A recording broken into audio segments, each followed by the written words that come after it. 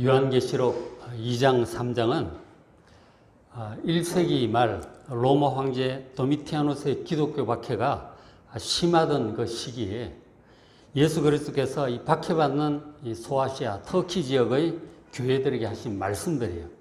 그게 이제 요한계시록 2장 3장입니다. 7교회를 이제 언급을 하고 계시는데 현재 우리나라에도 크고 작은 교회들이 많이 있죠. 그리고 우리 교회도 있습니다. 죽전성지교회도 있는데 이 많은 교회들을 보시는 주님의 평가가 어떠한지 그것을 우리가 요한계시록 2장 3장 말씀을 통해서 우리가 알 수 있을 것입니다. 예수님께서 교회들을 평가를 하세요. 뭐는 잘했고 뭐는 잘못했고 너는 이것을 좀 해야 되겠다. 이렇게 이제 교훈을 하시거든요. 교훈을 하시는데 자, 예수님의 교회에 대한 평가를 아는 것이 왜 중요할까요? 그것은 예수님이 교회의 주인이시고 최후의 심판자이시기 때문입니다. 심판자인 예수님의 평가, 교회에 대한 평가 기준을 안다는 것은 그만큼 우리가 주님께로부터 인정을 받을 수 있는 방법이 여기 다 나와 있다는 얘기인 것이죠. 최후의 심판자의 그 평가에 따라서 영생과 영벌, 그리고 영원한 상급과 면류관, 그리고 새하늘과 새 땅에서 우리의 지위가 어떻게 될 것인지를 최종적으로 결정하실 분이 예수 그리스도이십니다. 그래서 그분의 평가 기준을 우리가 미리 알고 거기 맞춰서 우리가 우리 교회를 세워간다면 주님께로부터 정말 칭찬받고 인정받는 영원한 상급과 면류관을 받는 우리 교회가 될 줄로 믿습니다. 자, 요한계시록 2장 3장에서 예수님께서 평가하신 교회는 7교회입니다. 1세기 당시 근데 수많은 교회들이 있었어요. 많은 교회들이 있었지만 주님께서 지금 7교회만 언급을 하셨어요. 이 정도면 지상에 있는 교회들이 처할 수 있는 모든 상황과 교회들의 어떤 유형이 거의 이제 다 커버가 될 수 있기 때문에 주님께서 이 정도로 이제 하신 거죠. 말하자면 이런 것 같아요. 프리즘 아시죠? 우리 초등학교 때 그런 놀이 많이 해봤는데 삼각형 유리 모양 생긴 프리즘에 빛을 통과시키면 7가지 무지개 색깔이 나와요. 빨주노초 관한보. 그 햇빛 속에 그 7가지 색깔이 들어있는 거죠. 그것처럼 수많은 교회들이 있지만 7교회의 유형을 주님께서 이렇게 말씀을 해주셨는데 그것을 보면 모든 시대 모든 교회들을 향한 예수님의 평가를 우리 한꺼번에 일목요연하게 볼 수 있을 것입니다. 자, 그런데 이제 이 요한계시록에 있는 7교회를 볼 때 세대주의적으로 보는 분들이 있어요. 그러니까 시한부 종말론적인 그런 생각을 가지고 요한계시록을 보는 사람들은 요한계시록 2장 3장에 있는 7교회를 어떻게 보느냐면 그러니까 예수님 때로부터 지난 지금까지 2000년 기독교 교회 역사의 간략한 예언이라고 봐요. 예를 들어서 맨 먼저 나오는 에베소 교회는 카타콤에서 박해를 받던 초대교회에 대한 예언이다. 그렇게 보는 거죠. 그 다음 두 번째 나오는 박해받는 아까 폴리캅 얘기도 나왔지만 박해받는 서머나 교회는 카타콤의 200년 이 박해 시대의 교회를 예언한 것이다. 그렇게 또 얘기하고, 그럼 네 번째 두아디라 교회 같은 경우는 중세의 암흑 이 가톨릭 교회를 예언한 것이다. 그리고 마지막 7번째 교회는 말세 라우디게아 교회, 말세 교회를 예언한 것이다. 그렇게 봐요. 그러니까 7개를 지난 2000년 교회 역사를 7시대로 구분한 예언이라고 하는 것이죠. 그것도 나름대로 흥미도 있고 그럴듯해요. 좀 앞뒤가 맞는 것 같기도 해요. 그런데 우리가 주의해야 되는데 그것이 그럴듯하고 재미도 있지만 그러나 그런 해석은 기본적으로 안식교와 세대주의자 등 시한부 종말론자들이 지구 종말이 19세기 말 혹은 20세기 말이라고 하는 그걸 딱 맞춰놓고 거기에 맞춰놓고 거꾸로 짜 맞춘 거예요.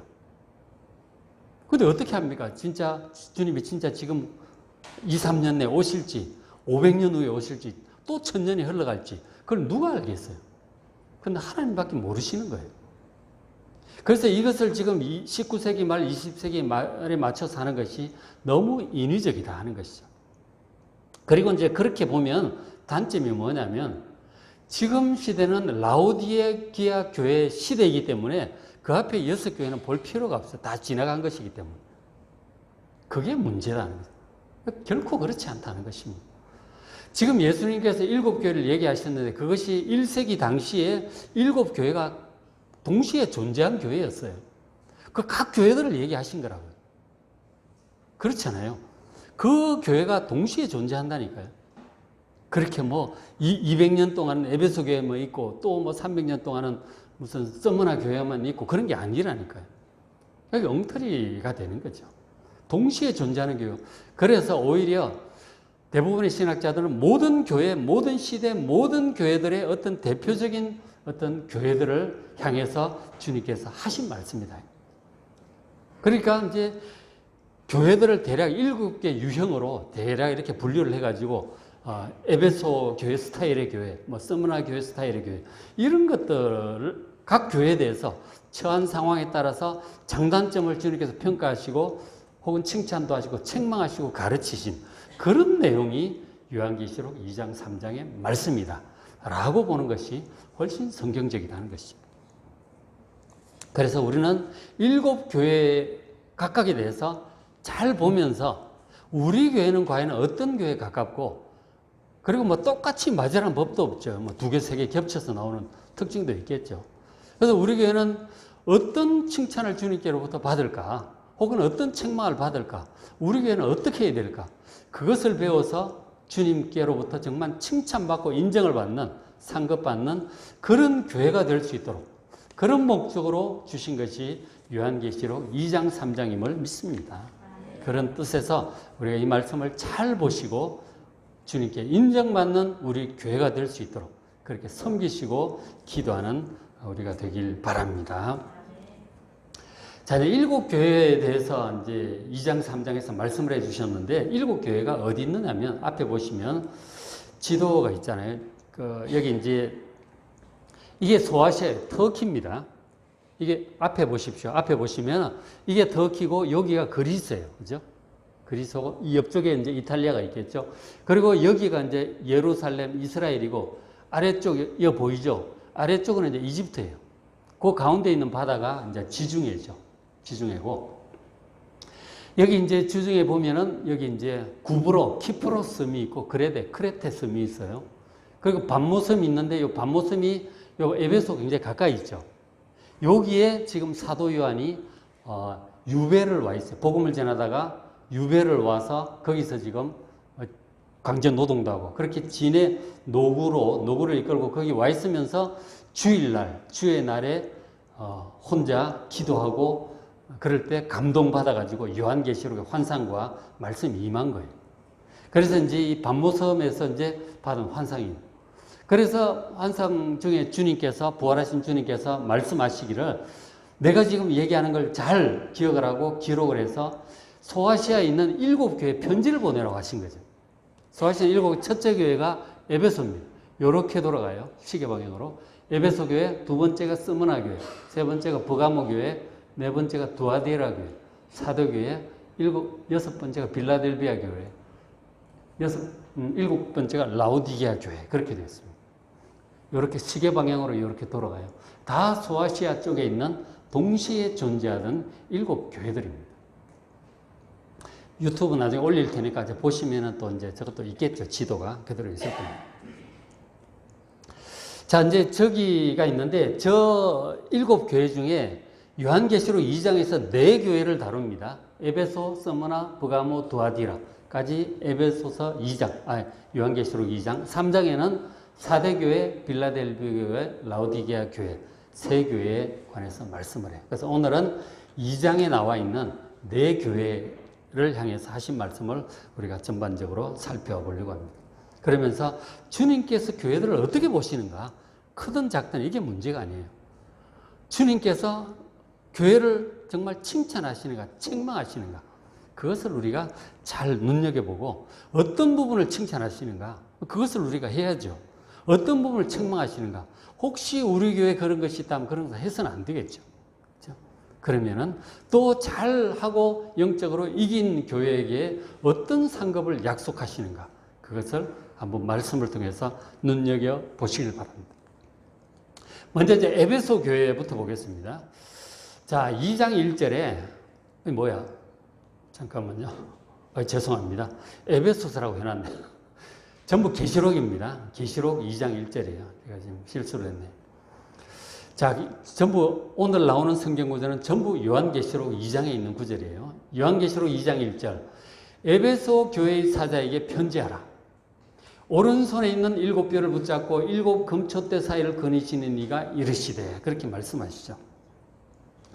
그래서 에베소라고 하는 도시는 소아시아의 그 큰 항구예요. 그 바닷가잖아요. 그죠? 큰 항구인데 큰 항구로서 동쪽의 메소포타미아 지역에서 오는 무역 물품들 이제 동방의 끝자락이죠. 그런가 하면 바로 에게에 건너가면은 이제 서양이 시작되는 거예요. 그리스와 이탈리아, 로마가 있습니다. 그러니까 동서방을 잇는 아주 큰 무역 항구예요. 굉장히 이제 큰 도시고, 그리고 이제 그러니까 당연히 이제 정치적인 중심지도 되고 종교 중심지가 됩니다. 큰 아르테미스 신전이 거기 있었습니다. 그래서 이 에베소는 사도 바울이 이제 3차 전도 여행 때 거기 가가지고 3년간 목회를 해요. 사도 바울이 뭐 한 달, 몇 달 있는데 거기는 3년이나 머물러요. 그럼 오랫동안 목회한 교회였고, 바울이 떠난 이후에는 나중에 디모데가 와서 목회를 합니다. 그 디모데가 또 떠난 이후에는 사도 요한이 노년에 또 거기서 또 목회를 해요. 그 예수님 어머니 마리아를 모시고 에베소에서 그렇게 있었다고 합니다. 그래서 이 에베소 교회는 가장 잘 배우고 훈련받은 그런 교회라고 할 수 있습니다. 자, 그런 교회가 이제 몇십 년이 흘렀단 말이에요. 몇십 년이 지나서 이제 기독교 박해 상황이 되었는데, 주님께서는 에베소 교회를 어떻게 평가하셨을까요? 지금 요한계시록 2장에서. 자, 에베소 교회에 예수님께서 이제 모습을 말씀하시기를 그렇게 2장 1절 하반절에 오른손에 7뼈를 붙잡고 7 금초대 사이를 거니시는 이가 이르시되, 그렇게 얘기를 합니다. 저 부활하신 예수님이세요. 전체적인 모습은 요한계시록 1장 끝부분에 나오지만 각 교회마다 예수님의 어떤 모습이 부각되는 거죠. 저 에베소 교회 예수님은 오른손에 7뼈이라고 하는데, 예수님 오른손에 7뼈를 가지고 있는 그 뼈는 뭐냐면 그 7교회의 사자들입니다. 바로 메신저, 하나님의 말씀을 전하는 목회자들을 가리키고 있어요. 예수님 오른손에 목회자들을 붙들고 계시는 거죠. 그리고 이제 7 금초대 사이를 거니시는 이라고 그러죠. 금초대가 이제 뒤에 해석이, 1장 마지막에 해석이 나왔지만 바로 7교회를 가리키고 있어요. 어두운 세상을 영적으로 밝히는 교회를 촛대라고 지금 말씀하는 거죠. 그러니까 7교회, 세상의 모든 교회를 거닐면서, 그리고 각 교회의 목회자들 손에 붙들고 계시는 그 예수님, 각 교회의 주인이신 예수님이라고 지금 말씀을 하고 있는 거죠. 그 예수님께서 지금 뭐라고 하느냐면 에베소 교회의 사자에게 편지를 하라고 지금 사도 요한에게 말씀을 하세요. 그러니까 예수님께서 각 교회에 말씀하실 때 어떻게 하느냐면, 지금 이 사도 요한을 통해서 지금 말씀을 전하는데, 사도 요한의 말은 바로 지금 요한계시록을 얘기하는 거예요. 그렇죠? 이 편지니까. 그러니까 성경을 얘기하는 것이죠. 성경을 말씀을 하시는데, 그리고 그것을 누구를 통해서 가르치고 깨닫게 하고 설교하게 하느냐면 주의 종 목회자들, 설교자들을 통해서 하시는 거예요. 그러니까 하나님께서 각 교회를 가르치실 때 주의 종들을 통해서 이렇게 말씀을 하세요. 성경을 통해서, 주의 종들을 통해서 이렇게 말씀을 하시는 거예요. 예수님께서 교회들에게 말씀하시는 패턴이 딱 나오죠. 이렇게 하시는 거예요. 교회의 주인이신 예수님께서 주의 종들을 통해서 성경을 이렇게 말씀하게 하시는, 풀어서 가르치고 설명하게 하는 이런 방식으로 예수님께서 말씀을 하시는 거예요. 그것은 이제 여기가 볼 수가 있고, 예수님은 교회의 주인이신 예수님이다 하는 거죠. 그래서 이 예수님께서 이 에베소 교회를 향해서는 어떻게 평가를 하셨느냐면, 자, 계시록 2장 2절에 내가 너희 행위, 수고, 너희 인내를 안다. 에베소 교회가 정말 많이 수고했어요. 주님께서 명하신 복음을 전하고 사람들 섬기고 가난한 자들 돌보고 하는 많은 수고를 한 것을 주님 아신다는 거예요. 그리고 너 인내도 알고 있다. 견디고 하는 것. 그리고 또 잘한 것 중에 하나가 악한 자들을 용납하지 아니하고 자칭 사도라고 하는 그런 아닌 자들이, 이 가짜 사도들이, 거짓 사도들이 많이 있었어요. 참 사도들은 우리가 누군지 알죠. 예수님 12제자들, 그리고 사도 바울, 성경을 기록한 그런 분들이죠. 그런 분들과 다른 가르침을 가르친 사람들이 많이 있었어요. 율법적인, 바리새적인, 유대적인 가르침을 하는 사람, 영지주의적인 가르침, 세속적인 가르침, 잘못된 신비적인 가르침, 그리고 지금 당장 종말이 온다고 하는 임박한 종말론을 가르치는 그런 이단들 많이 있었던 것이죠. 그런 자칭 사도라고 하지만 사도가 아닌 자들을 시험에서 에베소 교회가 잘 드러낸 거죠. 그가 거짓됨을 드러낸 것입니다. 그거 잘했다고 칭찬을 하시고, 또 3절에 또 네가 참고 내 이름을 위하여 견디고 게으르지 아니하였다. 주님을 위하여 열심히 헌신한 그것을 칭찬하셨어요. 그러니까 참 전반적으로 굉장히 잘했죠. 훈련도 잘했고. 그리고 또 6절에 보면 오직 네게 또 이것이 있으니 네가 니골라당의 행위를 미워한다. 나도 니골라당의 행위를 미워한다고 말씀하세요. 니골라당 행위가 뒤에 자꾸 나오는데 어쨌든 이 거짓 사도의 영지주의적인 가르침, 그런 것들을 이제 분별을 잘한 거예요. 근데 뒤 교회들 보면은 니골라당의 이 행위, 이 거짓 가르침을 따르는 교회들이 많았어요. 1세기 소아시아에 이 영지주의적인 가르침을 따르는 교회들이 많았단 말이에요. 뒤에 6교회들은 그런 교회들이 보여요. 그런데 에베소 교회는 잘 분별한, 그만큼 말씀 훈련을 잘 받았기 때문이죠. 그런데 넘어가지 않고 잘 분별해냈어요. 그리고 전반적으로 수고하고 헌신하고 인내한 것에 대해서 에베소 교회를 칭찬을 하셨어요. 그래서 우리도 우리의 행위와 수고, 인내에 대해서 거짓을 분별하는 데 있어서 주님께 칭찬받는 우리 교회가 될 수 있도록 우리 기도합시다. 그런 교회가 되어야 되는 거예요. 이게 주님 보시기에 굉장히 중요한 것이죠. 그런데 이제 에베소 교회가 잘못한 게 있었어요. 보니까 2장 4절에 그러나 너를 요한계시록 2장 4절 그러나 너를 책망할 것이 있나니 너의 처음 사랑을 버렸다. 이게 이제 문제죠. 이게 이제 뭐냐면은 교회 사역을 너무 열심히 하다 보니까 우리도 이제 저도 어릴 때 자란 교회, 큰 교회 이제 부목사다고 이렇게 거쳐왔지만 교회가 이제 커지고 이러면서 사역이 굉장히 많아져요. 주일학교 사역, 성가대, 전도, 외부의 봉사, 일하느라고 정신이 없어. 여름 성경학교, 수련회, 이런 것 등등 해요. 일하다가 세월 다가. 그렇게 되면은 이게 사랑과 멀어진다 하는 거죠.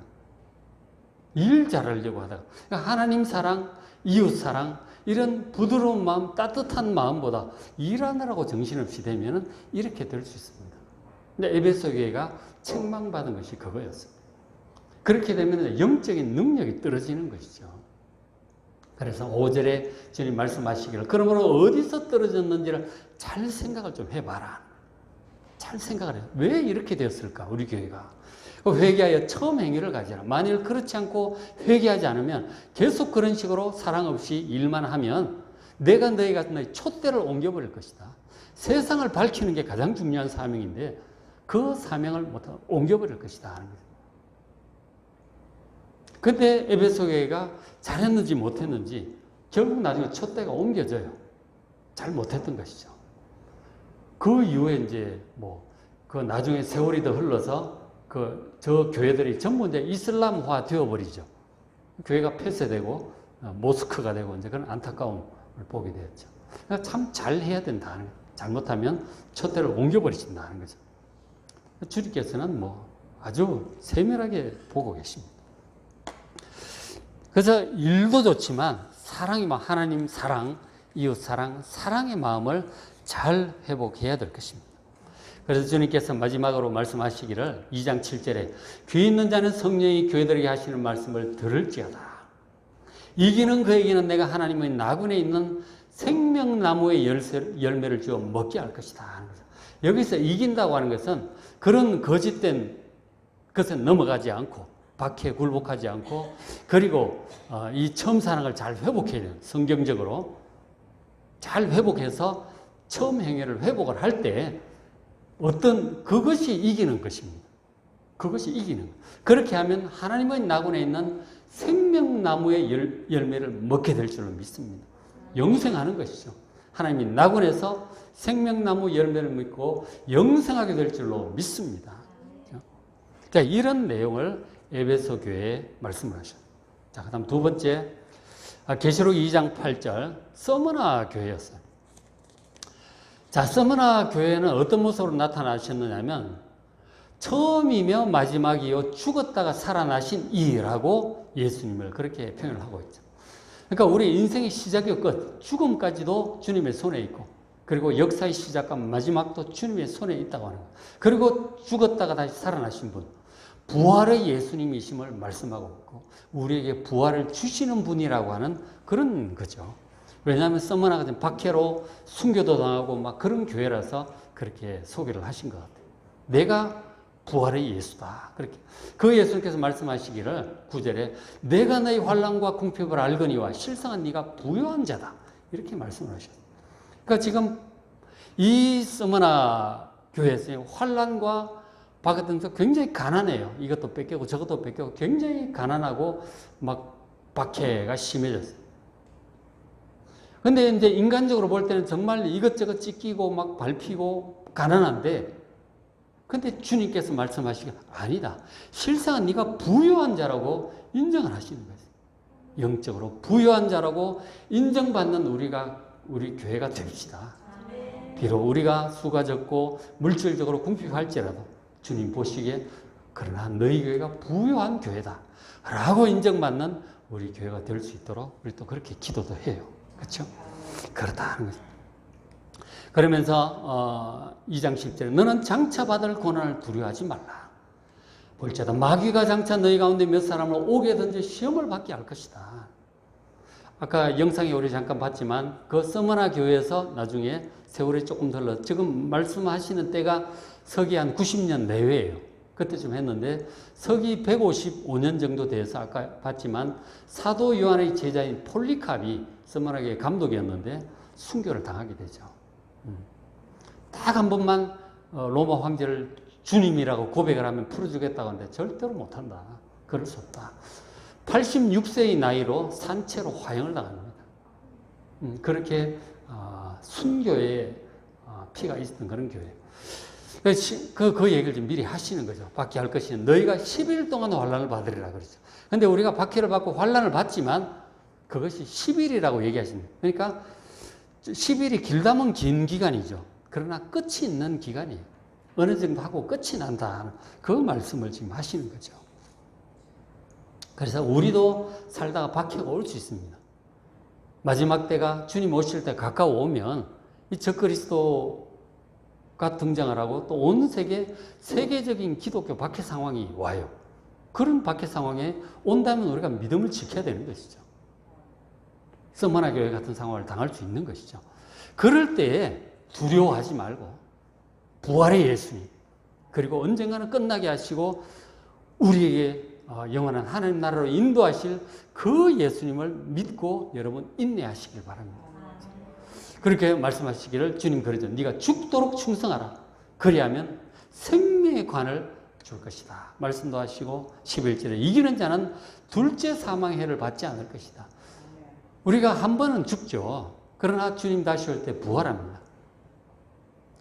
그러나 믿지 않는 자들은 부활해서 이 영원한 불못으로 떨어지게 되죠. 둘째 사망이죠. 그런 둘째 사망, 지옥으로 떨어지지 않게 하실 것이다. 그것을 알고 결코 굴복하지 마시고 믿음으로 잘 견디는 여러분 되시길 바랍니다. 그죠? 그 둘째 사망의 해를 받지 않으려면 우리가 그렇게 해야 돼요.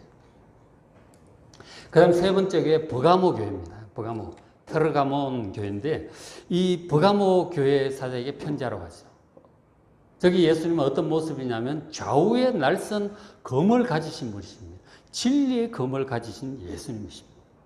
그러면서 13절에 네가 어디에 사는지를 내가 아노니 거기 사탄의 권자가 있는 데라. 네가 내 이름을 굳게 잡아 내 충성된 증인 안디바가 너희 가운데 죽임을 당할 때도 믿음을 버리지 아니하였다고 칭찬을 해요. 저기도 이제 박해받고 순교를 받는 것을 보게 되죠. 이 버가모라고 하는 것이 로마 총독이 주둔하는 도시예요. 그래서 황제 예배의 중심지였습니다. 그래서 아테네 신전, 뭐 제우스 신단, 뭐 뱀을 섬기는 이런 신전들 하여간 엄청 많았다고 그래요. 저기. 그런 곳에 세워진 교회니까 영적으로 얼마나 많이 영적인 싸움이 심하겠어요. 버가모가 그런 도시였다는 거죠.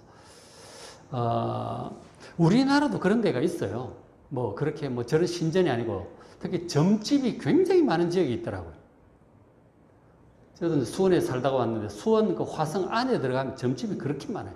그 전통 도시잖아요. 정조 대왕 때부터 점집이 굉장히 많아요. 그런 도시들이 지역이 가끔 있어요. 그런 데 있는 교회는 엄청 영적으로 이제 많이 시달리는 거죠. 바로 가까이 큰 절이 있다든지, 막 이단 교회들이 있다든지, 영적으로 상당히 이제 강해야 살아남을 수 있고 이길 수 있는 것이죠. 그런 지역이었다, 버가모 교회가.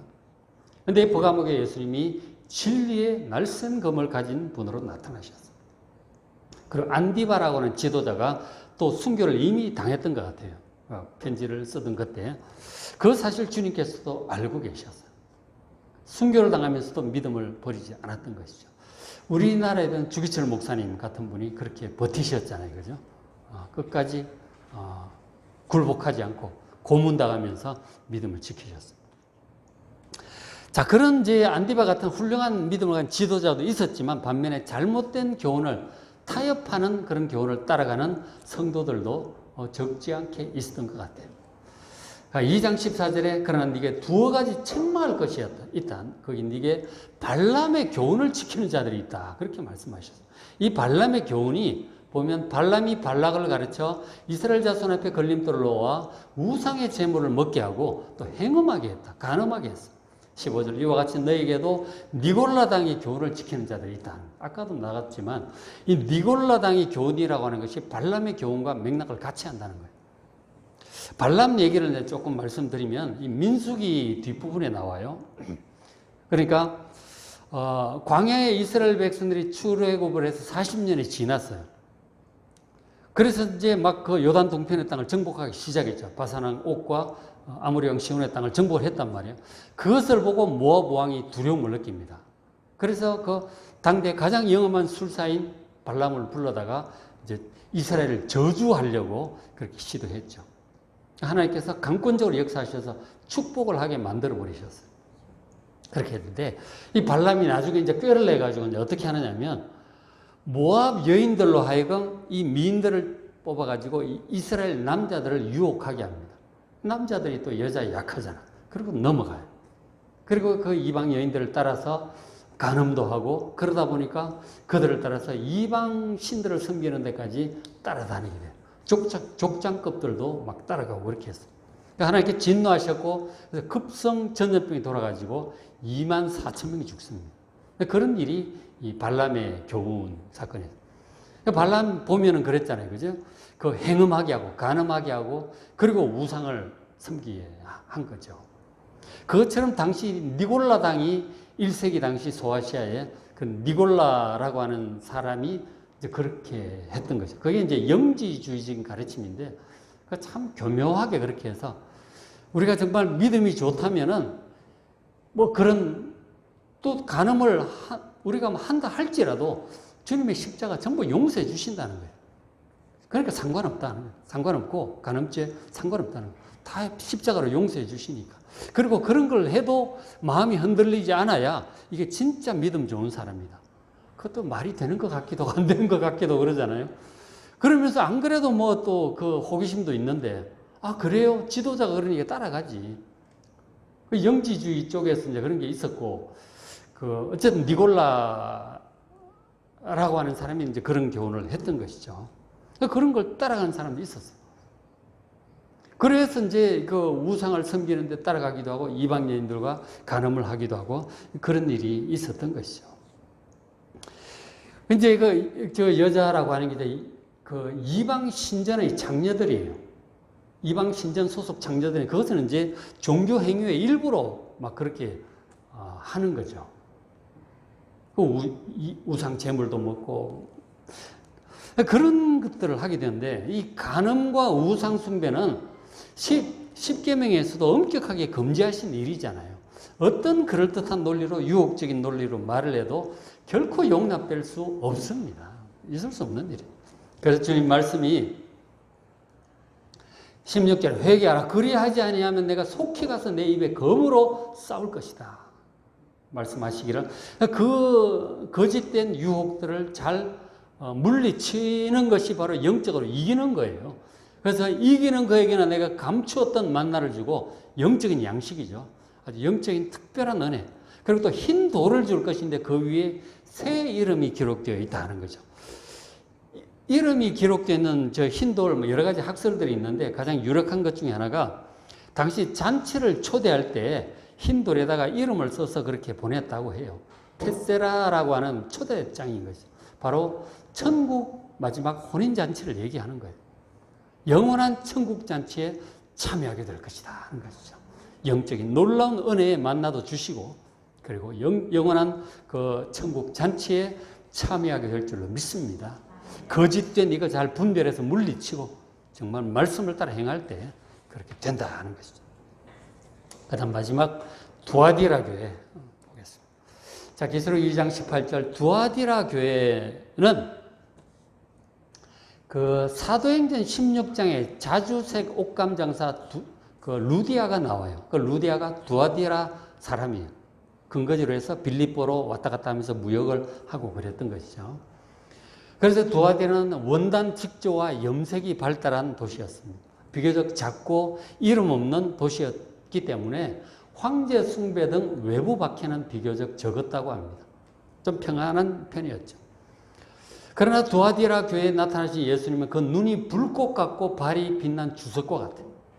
그러니까 눈이 이 죄악을 감찰하시는 불꽃이죠.